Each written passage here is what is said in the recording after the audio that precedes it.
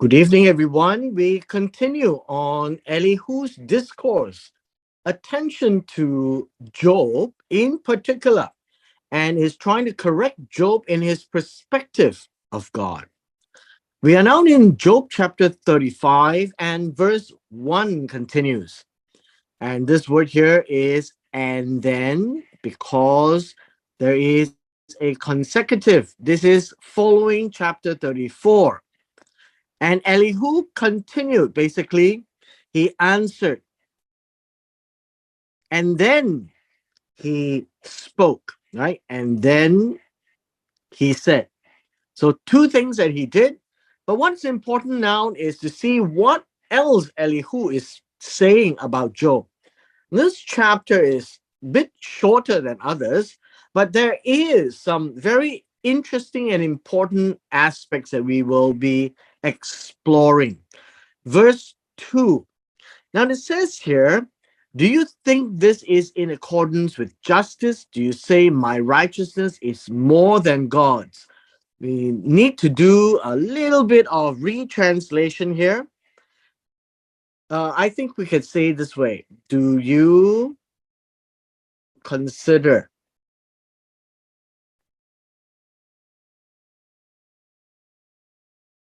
this? And what is he supposed to consider when you say, and this is to point back to what Job has been saying. What did Job say? The first thing that Job said was, my righteousness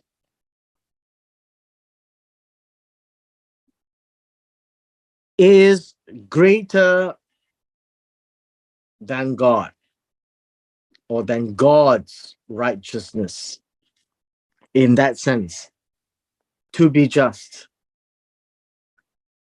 right? To be just. Is this what you're trying to say? And number two, the second phrase is this.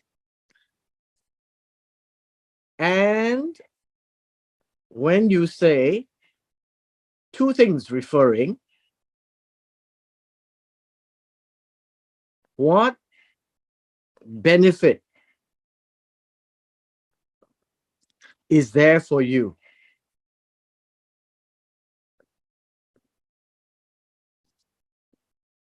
That is to God, in my righteousness.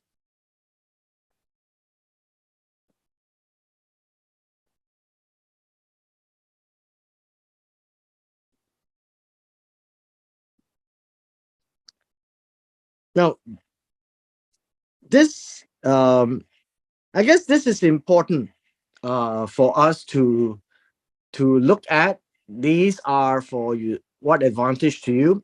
I think the final verse phrase here is also important for us to translate. Uh, and this is good, right? This is good. What advantage will I have more if I had sinned, or than my more than my sinfulness? Both are good. So let me just break this down a little bit. The first part here is a bit problematic in the modern English translation. And so it says here, do you think this is in accordance with justice? Is better translated as, do you consider this when you say, my righteousness is greater than God to be just? And so this entire phrase is problematically translated in the English. The challenge that Elihu is trying to tell Job is this. When you say, my righteousness is greater than God, are you saying that that is what is needed to be just? That is the Hebrew when it comes out. Now, unfortunately, this translation doesn't say that. The third verse is point number 2. And when you say, what advantage will it be to you? And so it is like what Job is saying, what benefit is there for you? And you here will be God, and that is correct. Just because Job is righteous, so how does it help God? How does it help? Uh, well, I guess you can say, how does it help God be better when Job is righteous? How does it help himself right here, Job himself, if he had sinned more? And so the question would be, how does righteousness and sinfulness change things? How would God look at things differently? Does it make God any different? Does it make me any more special? And that would be Elihu's counter to what Job has said, because he has been saying, I am righteous, I have been blameless, that I am just, that I fear God, I shun all evil, and yet I now suffer like a sinful person. And I don't understand all these things. So, what benefit is there when I am blameless and I fear God? I still suffer. And on the contrary, right here as well, it says, if I were to sin, what difference would it make? So, if I had sinned, then suffering would be what is befitting.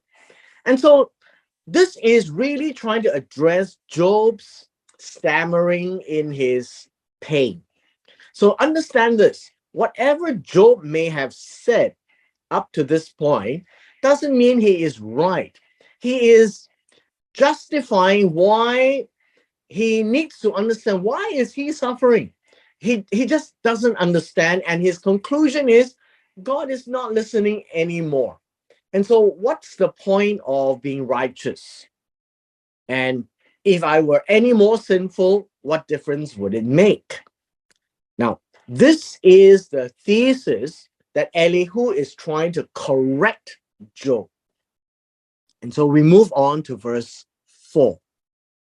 Elihu says, I will answer you. Now, this word answer is not your uh, regular word. This word answer should be, I will reply you. Literally, return the word. Well, this would be a very literal way. I'm going to give you back my words. So I guess the translator felt that it would be answer, but very much it would be, I will reply your thesis about righteousness and sinfulness. And not just you, your friends with you, and your friends would be the three friends. And I want all of us now to pay attention from verse 5 onwards. Verse 5 onwards is an incredible discourse by Elihu, a young man who is trying to teach and change the perspective of Job.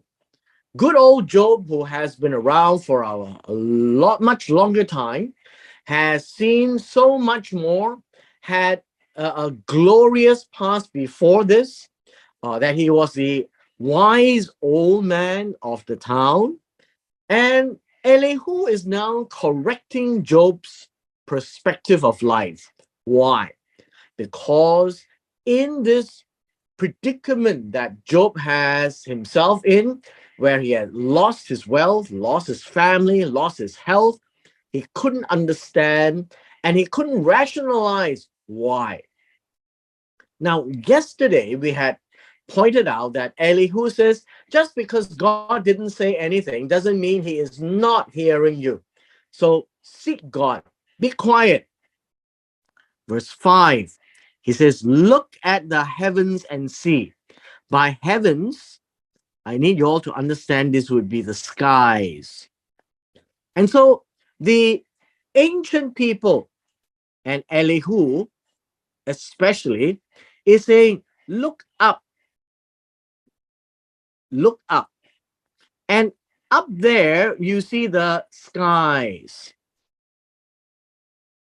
And in the skies above, you would find your moon and the stars above.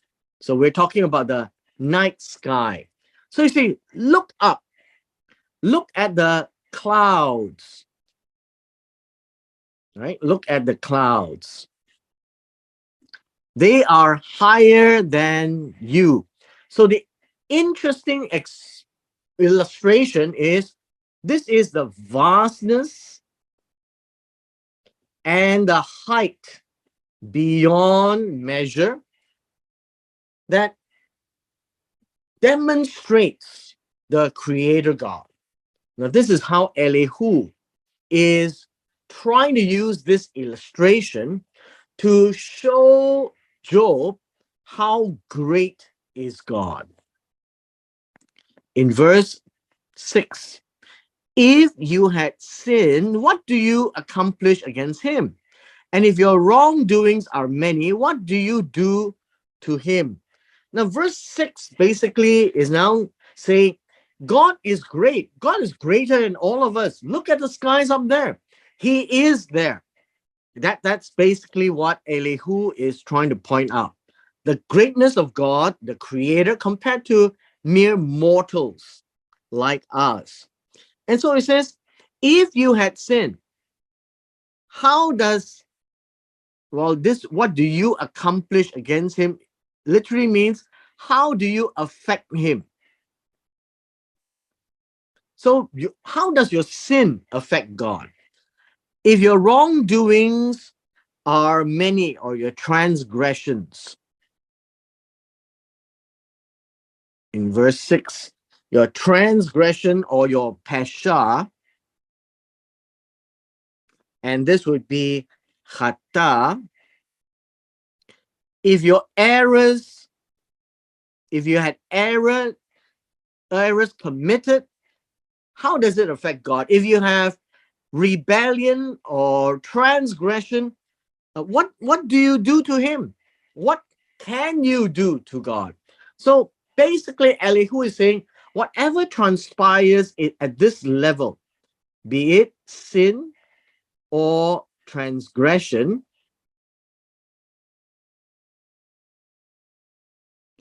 they are actually affecting the people around him. If you are righteous, what do you give to him? Or what does he receive from your hand? And so on the other side, you find that if there is righteousness that he has done, how does it affect God? The sky is so high up there. God is so great up there. Does he need any of these things? Is he affected by any of these things? So that is the contention that Elihu is trying to explain to Job. Verse 8, your wickedness is for a man like yourself.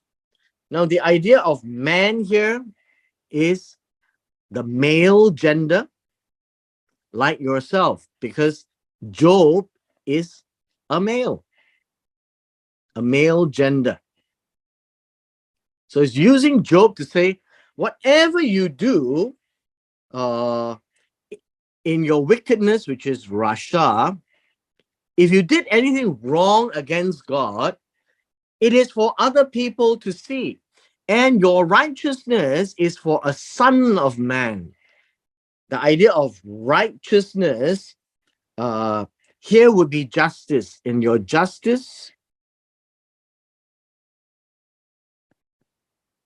or whatever is right that you have done, is actually for the son of Adam, which is mankind.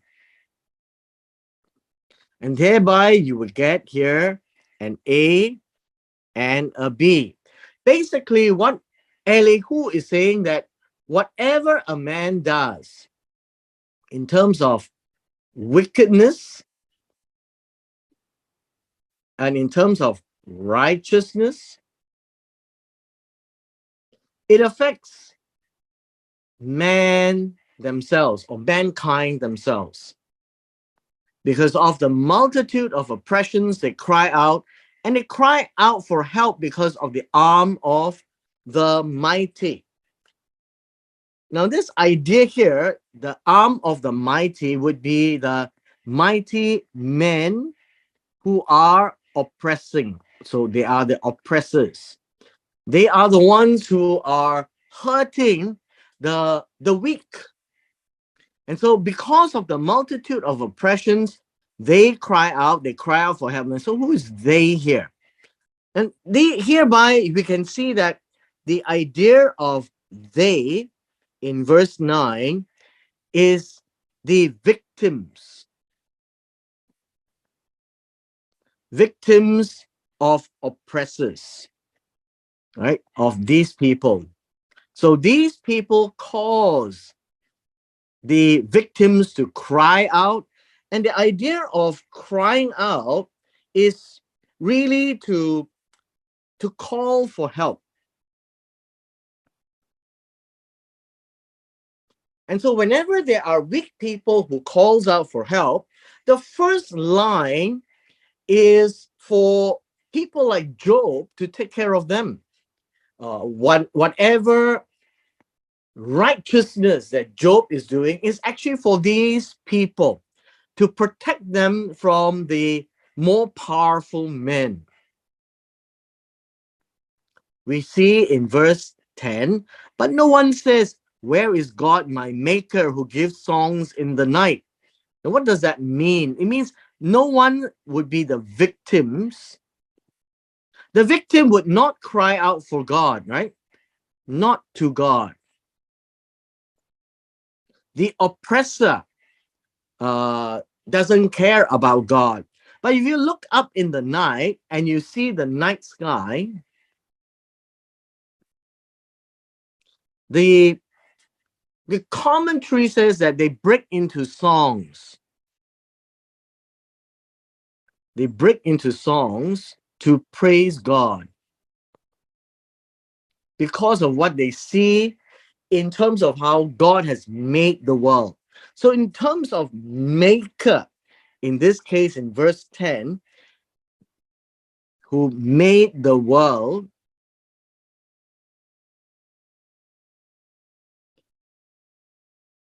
people don't call out to God, right? People don't call out to God.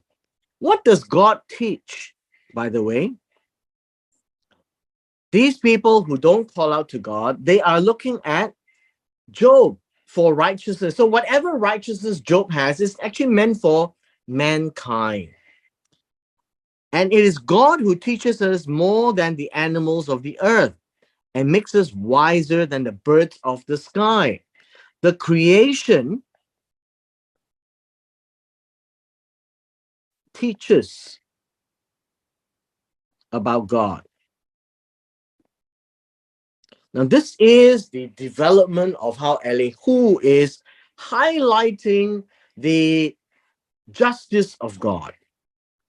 In verse 12, it tells us this, and they cry out, but he does not answer because of the pride of evil people. The idea of they are these evil people. God will not answer, and in this case, in verse 12, the word answer here is to respond, which means that when God does not respond, you would see that God is quiet, as if nothing is happening. God is ignoring because of the pride of the people.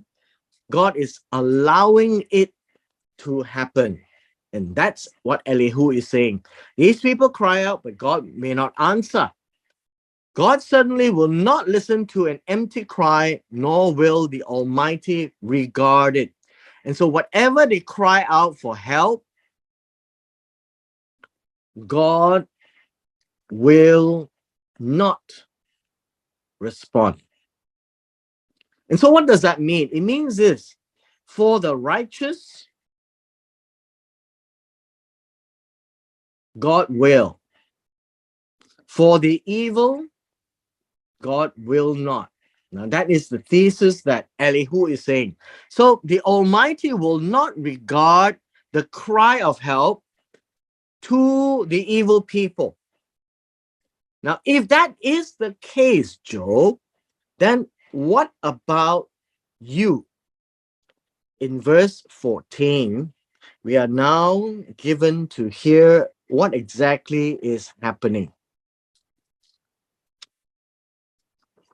It says, how much less when you say you do not look at him. Now, this one is a bit difficult. It says, although you may not see him, yet there is judgment before him.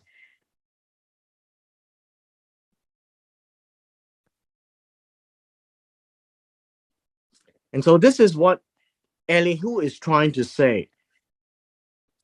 You may not see him,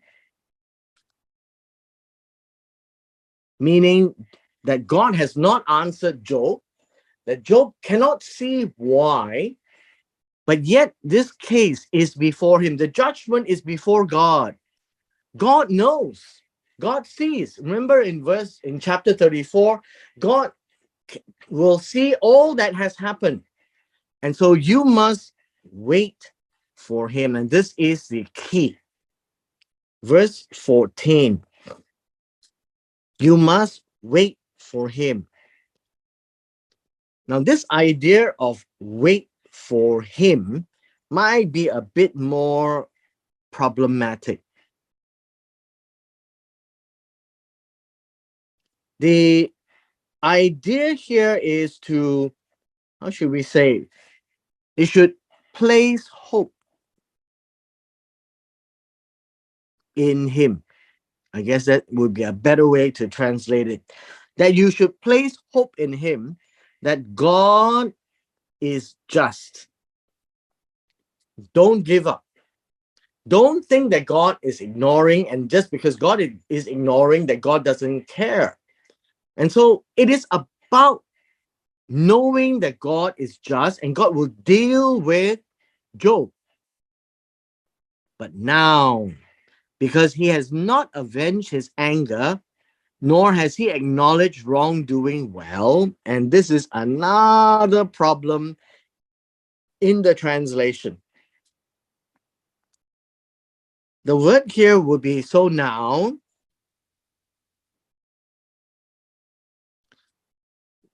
This word here, know that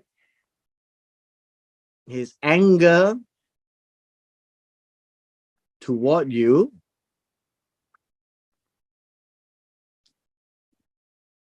is comparatively, actually, this would be comparatively nothing. So this one we have to remove, as if he did not know. We have another one here. I think we can take it all out. As if he did not know the vastness of your guilt. And so let me just try to explain this a bit. Say, and now this is okay. Just know that God's anger toward you is really nothing. Don't think that God has turned his anger against you, because he has not dealt with you what you have done wrong. That would be a better way of explaining verse 15. And Elihu's conclusion would be this: you are trying to rationalize and saying that you are innocent and And why is God doing this? And God must not care. God must have left everything to the skies and to the stars to deal in its natural course. And for him who is blameless and God-fearing and just, he suffers just like everybody else. And he just can't understand it. So what's the point of being just? What's the point of being righteous? What's the point of being blameless? And Elihu is correcting Job in this. Just because God has not destroyed you doesn't mean he can't. He has seen everything that you have done, but he has not dealt in accordance to what you have done wrong. And so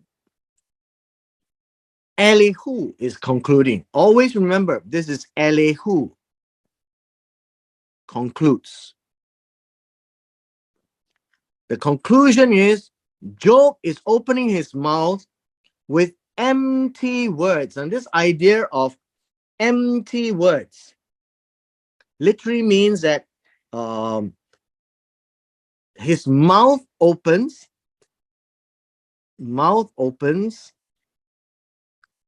with breath.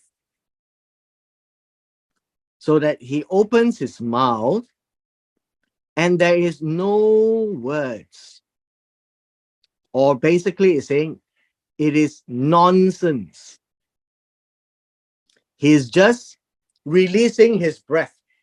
That would be the more literal rendition. So, you know, in an Oriental way of looking at things, when somebody opens his mouth and say nonsense, he's just opening his mouth like saying nothing, right? And he multiplies words without knowledge. He has many words. He says many things without knowledge. He doesn't know what he's talking about. So you have an A and a B here. And so the conclusion in chapter 35 is Elihu is concluding that Job has said so many things, and Elihu thinks that he is wrong about God. He is wrong about sinfulness and righteousness. He thinks that by him being blameless, that it has added anything to God, but it hasn't. So his sinfulness and his righteousness actually affects his fellow mankind. And when somebody goes into an oppression and being offended, he is there to do righteousness to help them out. And so those people who oppress, and if they cry out to God, God won't hear them because God knows that all these people are evil. And so if God doesn't listen to them, God knows what's happening. How much more than Job? Job should just wait on God because God knows. Just know that God is just. He will deal with Job in good time. And hence all the words that has come out from Job in the mind of Elihu, he is just talking nonsense. He is saying rubbish. He is speaking a lot of words, but he doesn't know what he is saying. Again, I point us back to the state of mind of Job. He is suffering in great pain. And I'm sure he is not himself for the most part when the pain has gotten to him.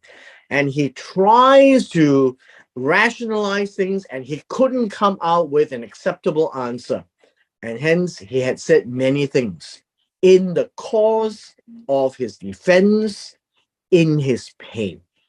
Now we have seen his words, and now we have seen what Elihu says about God. Now Elihu is not in pain, and he is of sound mind. And he has said many things that makes a lot of sense. And so he appeals to Job. Think, consider, does it make sense? And we shall continue tomorrow in chapter 36.